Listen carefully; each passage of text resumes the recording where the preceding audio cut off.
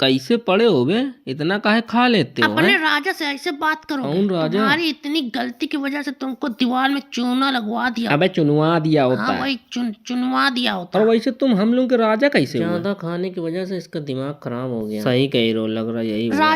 राजा के मुंह पे बिल्कुल घोर के अपमान। अबे घोर अपमान? हाँ वही घोर अपमान। अच्छा महाराज आप बताएं हमारे महाराज कैसे हैं आप? अबे तुम्हारा खर्चा कितना है? 2000। तुम सबका? हम सबका मिला के 10,000। और हमारा 20,000। तो राजा कौन हुआ? अरे हाँ महाराज की जय हो।